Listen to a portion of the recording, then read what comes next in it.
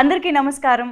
దాదాపు 5 దశాబ్దాలుగా మన తెలుగు పరిశ్రమలోను, భారతదేశ సినీ పరిశ్రమలోను బోల్డ్ అని అద్భుతమైన వైవిధ్యభరితమైన కథల్ని మనకి పాటలు, డ్రామా, ఫైట్లు లాంటి కమర్షియాలిటీ అనే సుధతో కలిపి అందించినటువంటి మన దర్శకేంద్రులు, దిగ్గజం, మన లెజెండరీ డైరెక్టర్ కె. రాఘవేంద్రరావు గారు కథాసుధ అనే ఒక వైవిధ్యభరితమైన కాన్సెప్ట్తో ఆయన పర్యవేక్షణలో, ఆయన ప్రోత్సాహంతో మన ముందుకు రాబోతోంది ఈటీవీ విన్లో ఈ 6వ తారీఖు నుంచి.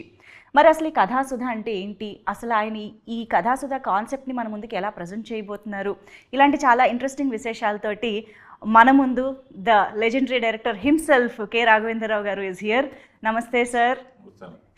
యాజ్ యూజువల్ మిమ్మల్ని కలవగానే ఒక మంచి మన అనే ఫీలింగ్, ఒక పాజిటివ్ ఆరా అనేది చాలా ఈజీగా స్ప్రెడ్ చేస్తూ ఉంటారు సార్. ఆ వైబ్ ఇక్కడికి రాగానే తెలిసిపోయింది మాకు. We're just feeling it. So first of all thank you so much మాకు ఈ టైం ఇచ్చినందుకు. సో కథాసుధ యాక్చువల్లీ ఇప్పుడు కొంచెం ఒక సెన్సేషన్ లాగా అందరి నోట వినిపిస్తుంది, ఏంటి కథాసుధాలే బరి ఉంది అని చెప్పేసి. అయితే కథాసుధ గురించి మనం డీటెయిల్డ్గా మాట్లాడుకునే ముందు సార్, ఇప్పుడు ఇంత చక్కటి ఆఫీసు, ఎంతో అద్భుతమైన ఇల్లు, ఇలాంటి ఒక పాజిటివ్ అట్మాస్ఫియర్ని, ఎన్విరాన్మెంట్ని క్రియేట్ చేసుకున్నారు కదా సార్.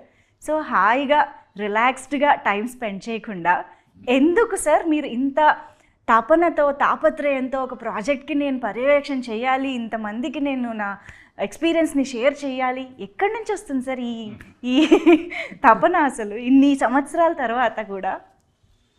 చాలా మంచి క్వశ్చన్ అడిగామ్మా. నేను ఎప్పుడూ ఒకటి చెప్తా ఉంటానమ్మా, మన ఎలా పైకి వచ్చామనేది ఒకసారి గుర్తుంచుకోవాలి ఎప్పుడు కింద నుంచి. అందున ఎప్పుడు మాట్లాడినా నేను వాళ్ళు ఈ పొజిషన్లో ఉండటానికి స్వర్గీయ విశ్వఖ్యాత నట సార్వభౌమ ఎన్టీ రామారావు. నా ఫస్ట్ షీల్డ్ కూడా రాజకపూర్ చేతుల మీదుగా రామారావు దగ్గర ఉండి అడవి రాముడు అనే స్టిల్ ఎప్పుడు నా దగ్గర ఉంటుందన్నమాట. అవును సార్. అది సంవత్సరంలో ఆడింది. అందుకనే జీవితంలో నేను ఉండటానికి కారణం ఆయన.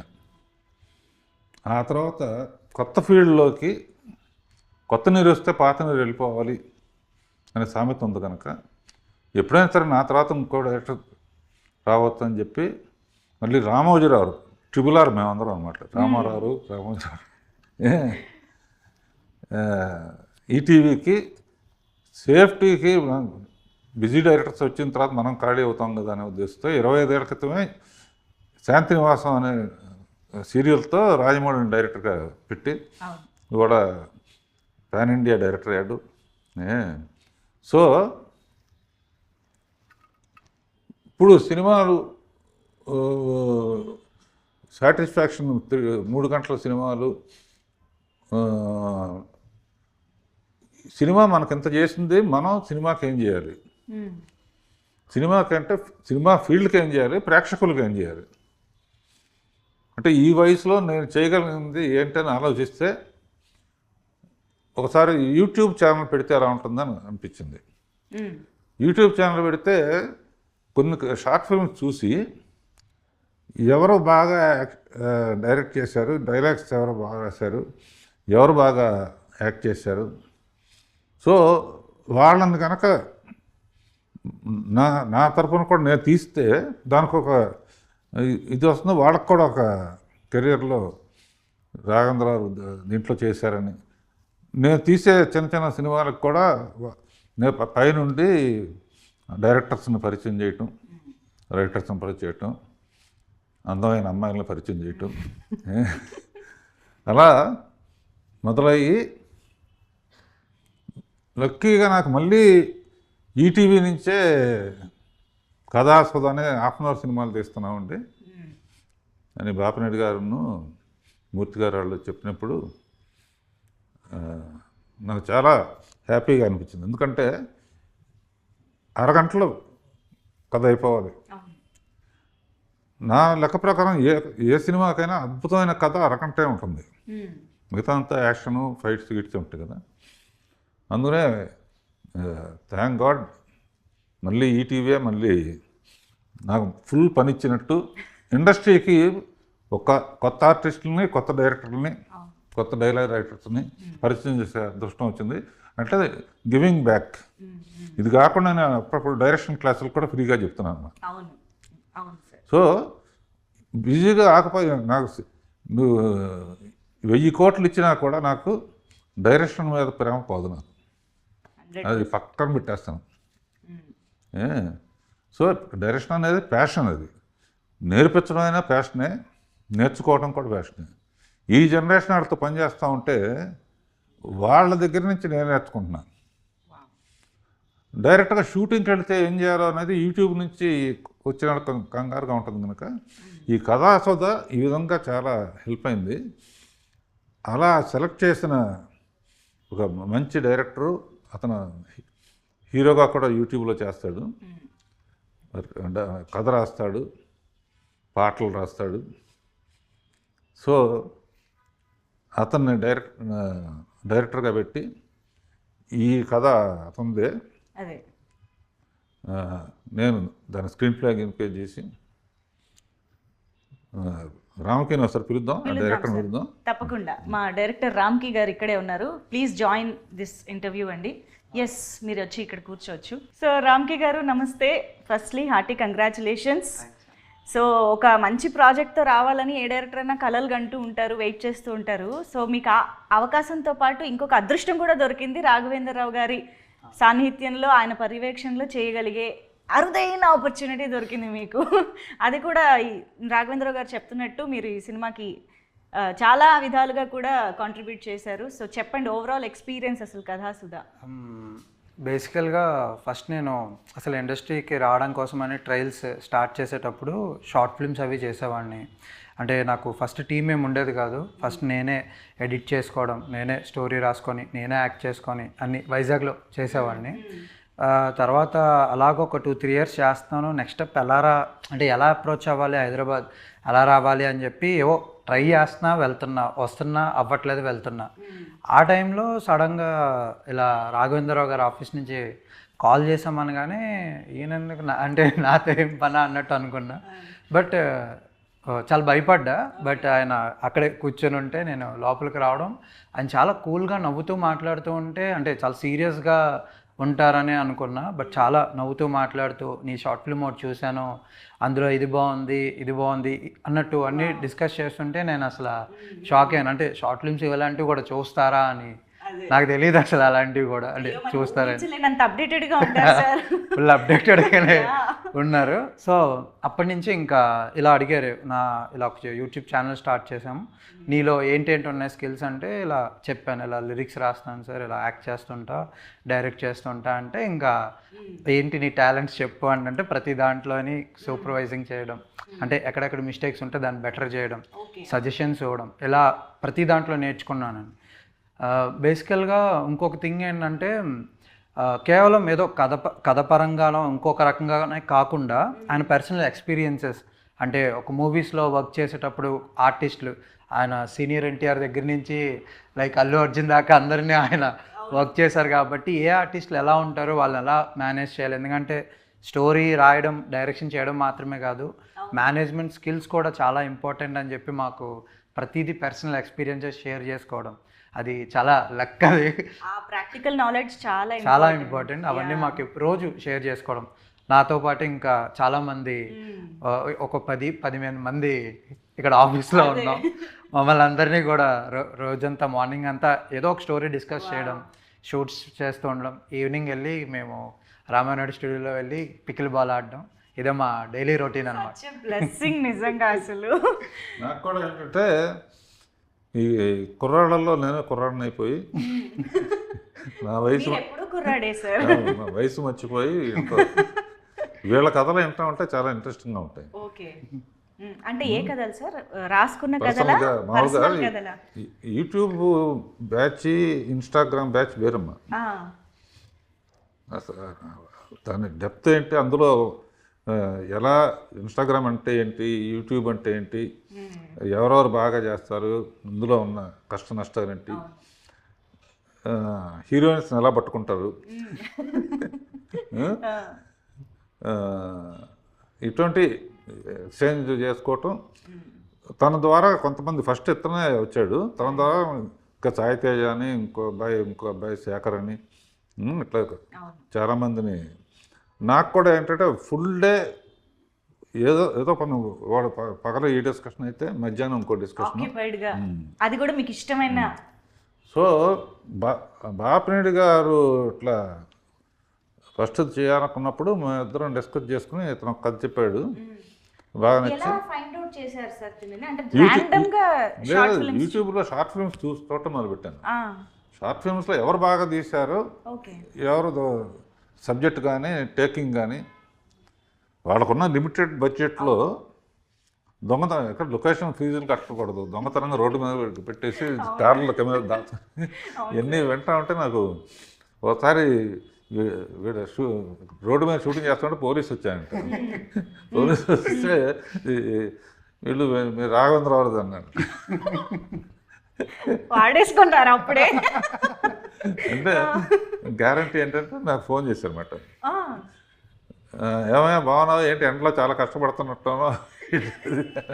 సార్ మీతో మాట్లాడు చాలా ఆనందంగా ఉందంట.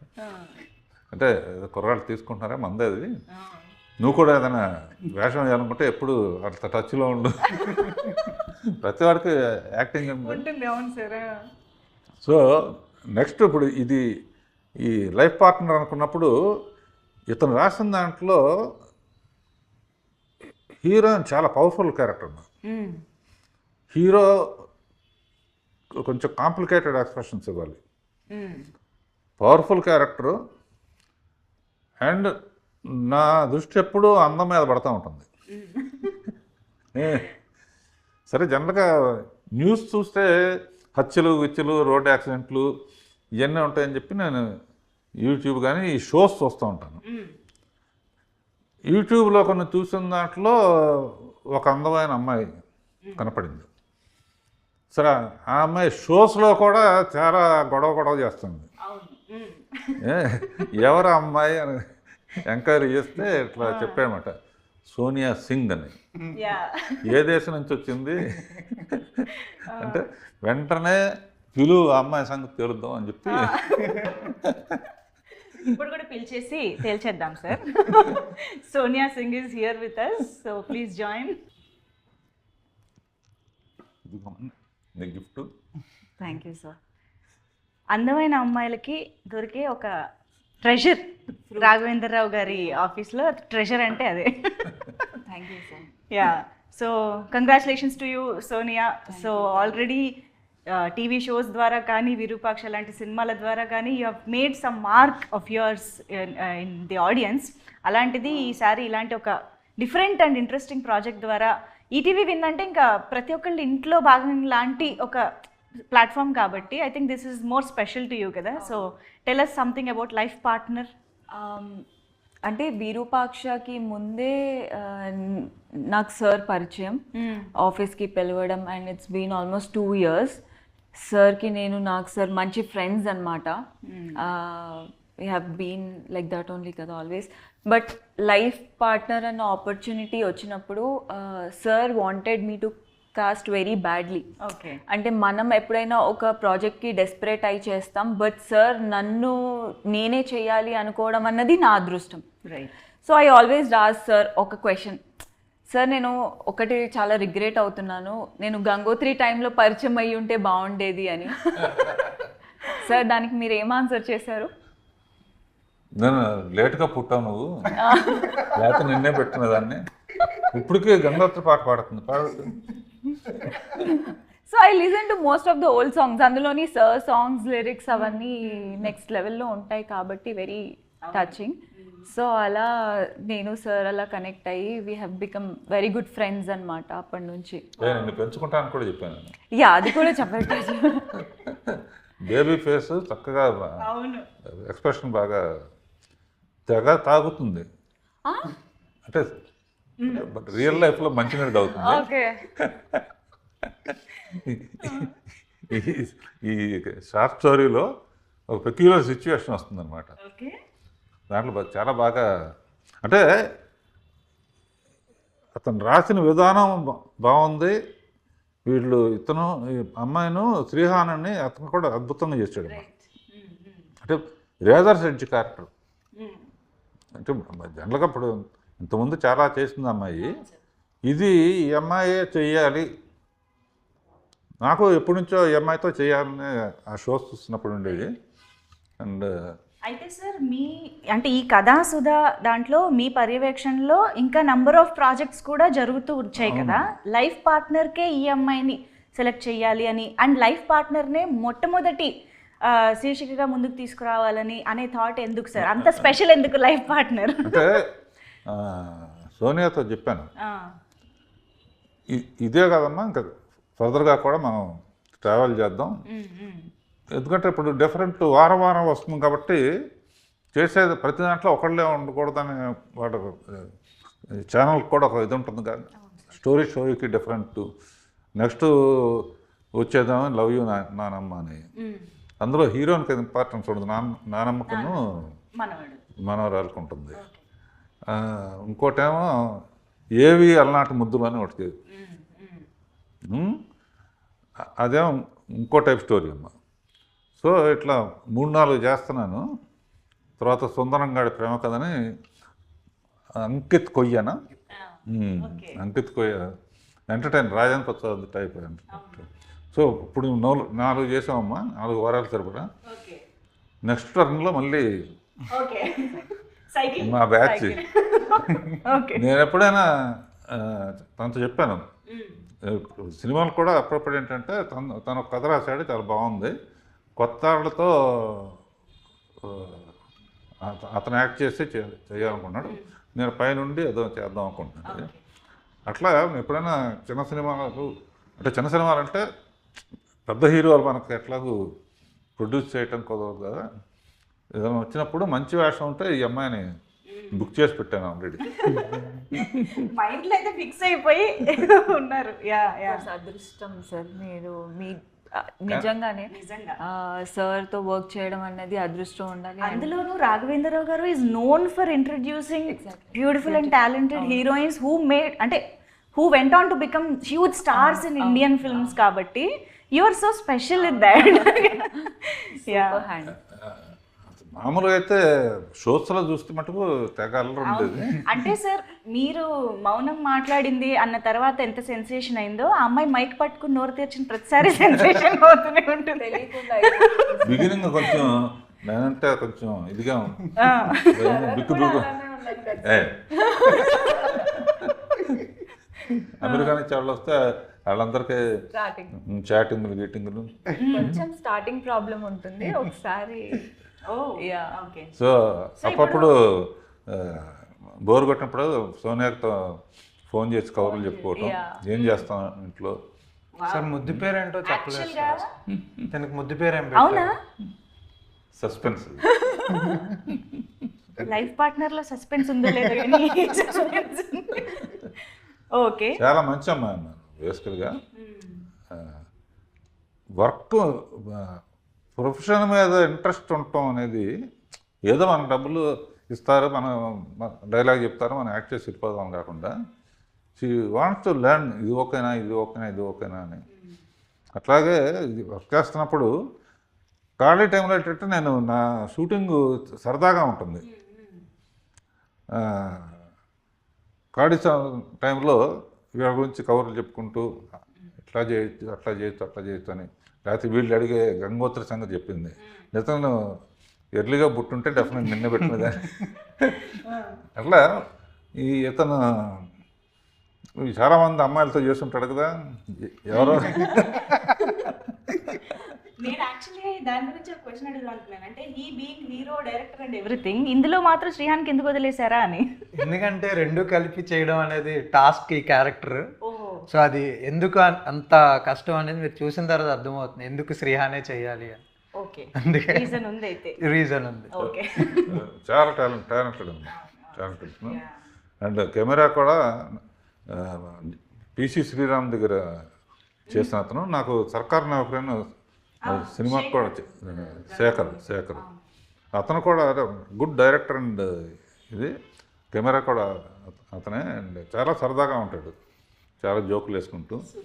సో ఇది నిజంగా ఈటీవీకి మట్టుకు చాలామంది ఇట్లా కొత్త వాళ్ళని ఇంట్రడ్యూస్ చేయడానికి they are preferring new talent.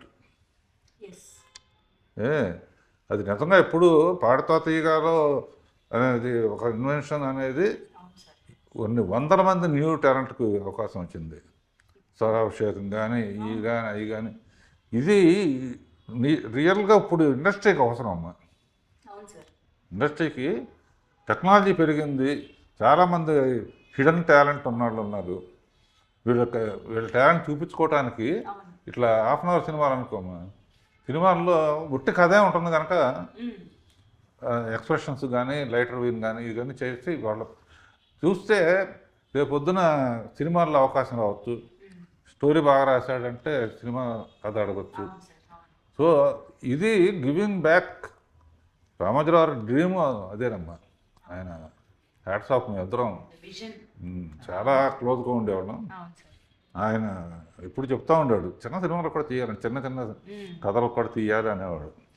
అయితే సార్ వీళ్ళంటే షార్ట్ ఫిల్మ్స్ ఫార్మాట్ నుంచి వచ్చారు, ఆ తక్కువ టైంలో ఎలాగ చేయాలనేది బాగా అలవాటు అయిపోయి ఉంటుంది ఆలోచించి.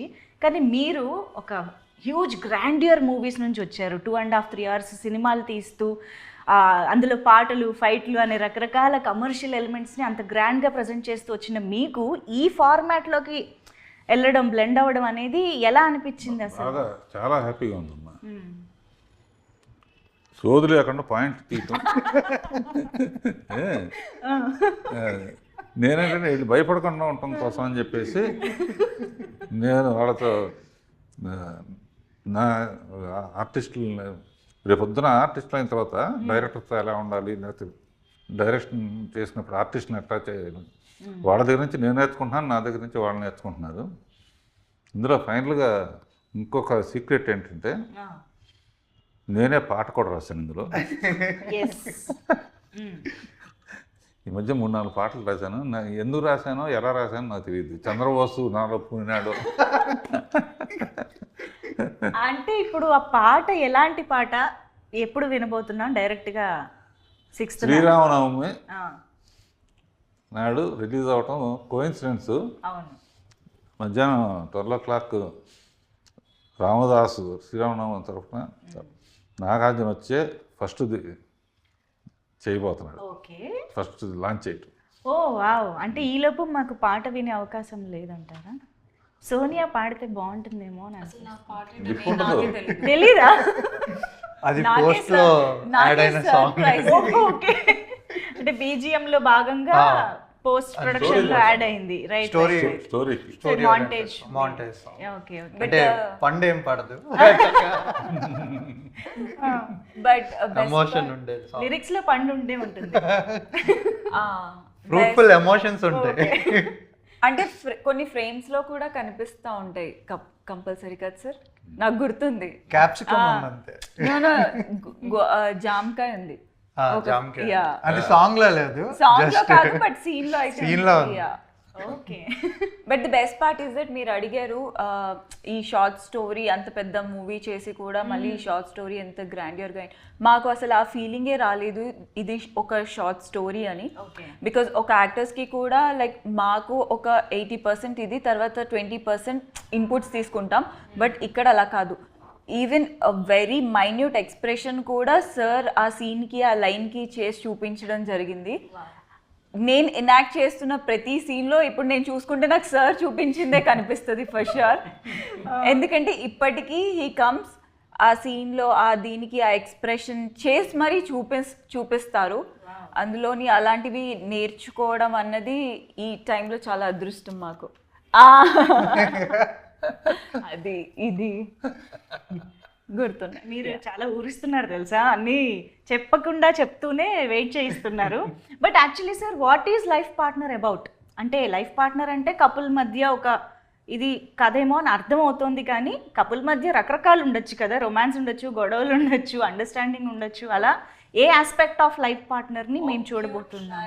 Love story. బేసికల్లీ మనం ఒకరి మీద ఫీలింగ్స్ కలుగుతాయి, అది లవ్ ఆర్ హెల్స్ ఏదైనా. అంటే మన టీనేజ్లో కానీ ఏదైనా ఆ మనిషి మనతో ఉండొచ్చు, లేకపోవచ్చు, బట్ ఆ ఎమోషన్ అయితే మాత్రం ఎప్పటికీ మనకి గుండెల్లో ఉంటూనే ఉంటుంది.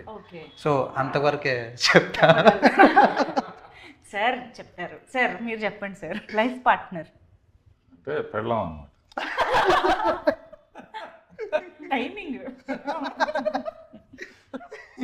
మళ్ళీ ఈ స్టోరీ దానికి రిలేటెడ్ అనుకుంటారేమో సార్. అందులో నా పెళ్ళాం అన్నాను. Okay sir, what is life partner according to you sir? నా లైఫ్ పార్ట్నర్ డైరెక్షన్ అన్నమాట, తర్వాత ఫ్యామిలీ.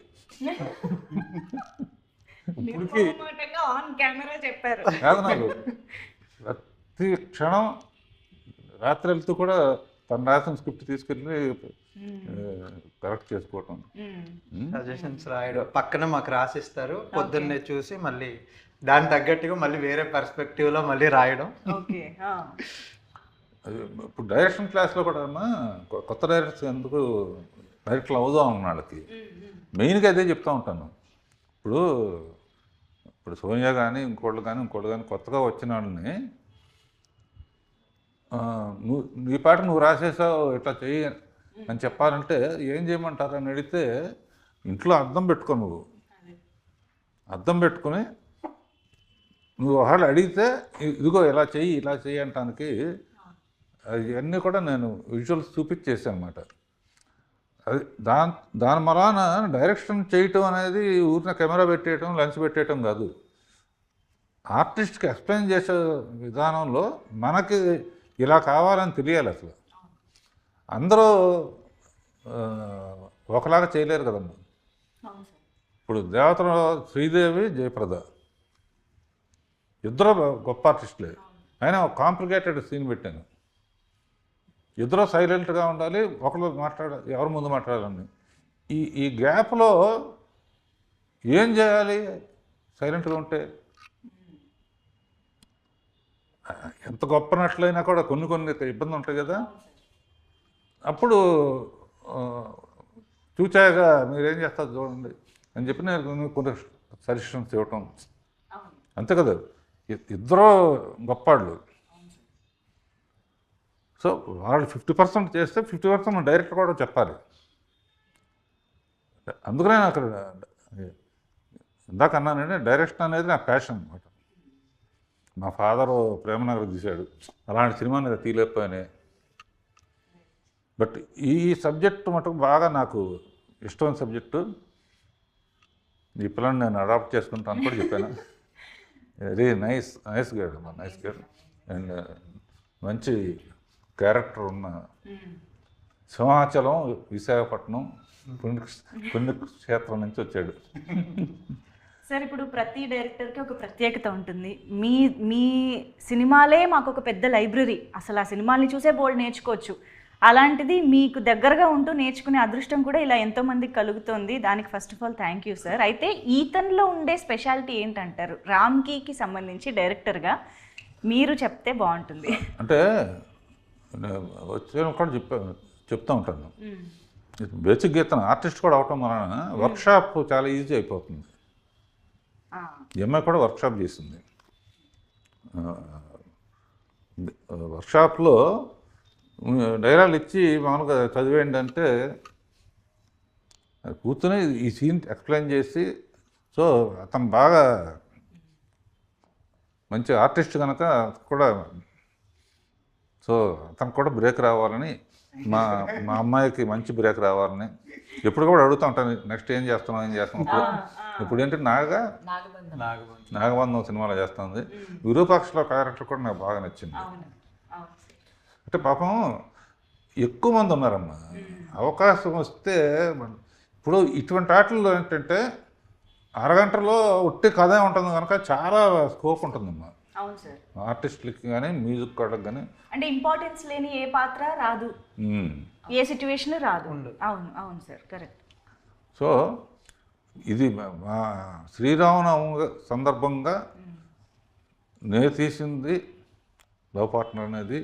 మన సతీష్ వెంకటేష్ 2 రిలీజ్ అవుతున్నాయి. ఈటీవీకి సరిగ్గా రామదాస్ తీసిన దాంతో స్టార్ట్ చేయటం అనేది నాకు కోఇన్సిడెన్స్ ఉండి ఐఎమ్ వెరీ హ్యాపీ. అందరికీ ప్రేక్షకులకి ఈటీవీ అందరికి కూడా శ్రీరామనవమి శుభాకాంక్షలు. Thank you, sir. Thank you so much. Thank you so much for your time, for your wonderful words and blessings to all of us. Thank you so much. Thank you, Ramki garu and Sonia. Thank you. So అదండి, ఇప్పటిదాకా మనం ఈ కాన్వర్జేషన్లో మీరు విన్నట్టయితే బోల్డ్ అని అద్భుతమైన, అందమైన, ఆహ్లాదకరమైన, ఆలోచింపజేసే బోల్డ్ అని కథల్ని మన ముందుకి కథాసుధ ప్రతి ఆదివారం ఒక మంచి కథతో మన ముందుకు వస్తుంది. కథలంటే మనకు ఎవరికి నచ్చో చెప్పండి, చిన్నప్పటి నుంచి కథలు వింటూ చూస్తూనే పెరుగుతూ ఉంటాం కాబట్టి ప్రతి ఆదివారం మనల్ని అలరించడానికి వస్తున్న కథాసుధని మిస్ అవ్వకుండా చూడండి. అయితే ఈ ఆదివారం 6వ తేదీ నుంచి లైఫ్ పార్ట్నర్ అలాగే ఉత్తరం అనే ఈ 2 కథలతోటి మొదలు పెట్టేసేయండి ఈటీవీ విన్లో. నమస్తే.